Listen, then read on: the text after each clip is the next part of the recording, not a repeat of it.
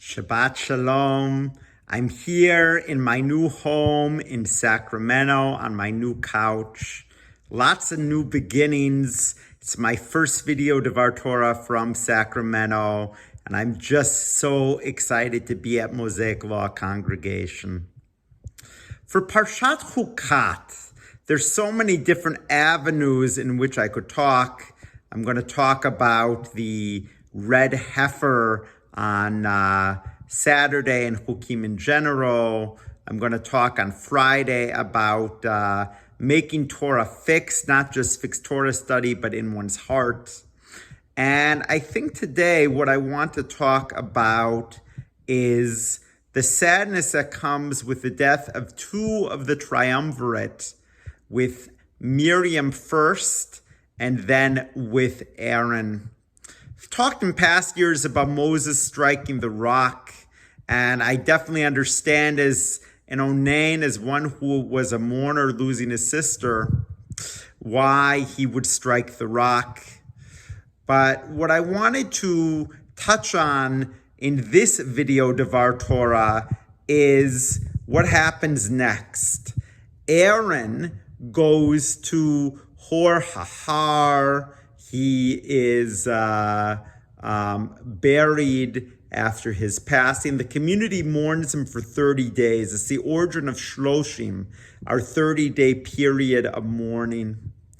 Aaron was someone who was well-liked in our tradition because he was a Rodef Shalom. He pursued peace. And the story goes, when two people argued, he went to one and said, "Your brother beats his heart. He's rent with anger," not anger, but being upset over what he did. And he goes to the other, "Your brother beats his heart. He's so upset over what he did." And the two would meet and embrace. That's how he pursued peace. And it's very clear that the congregation of Israel loved Aaron. Not as clear that they loved Moses. Moses, as we know, is buried somewhere we don't know. It's said that the soul of Moses entered into each and every one of us. We don't know. Mount Nebo he goes up to, but we don't know his burial site. Aaron, on the other hand, at Hor Hahar, when he's buried, the community gathers together in mourning him. Aaron is a controversial figure. He was involved in the sin of the golden calf. He was involved in the gossip with Miriam against Moshe. He loses his two eldest sons, does not have an easy life, and yet he is someone for whom the community mourns.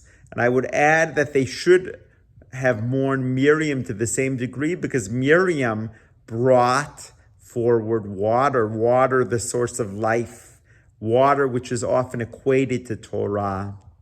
And instead of mourning Miriam, of course, they kvetch, and that's where we have the incident of the striking of the rock rather than speaking to it.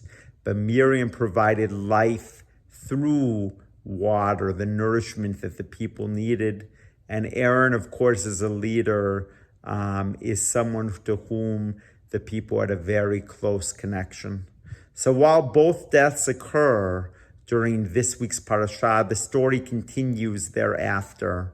And we'll join up there next week with Parshat Balak. Shabbat Shalom.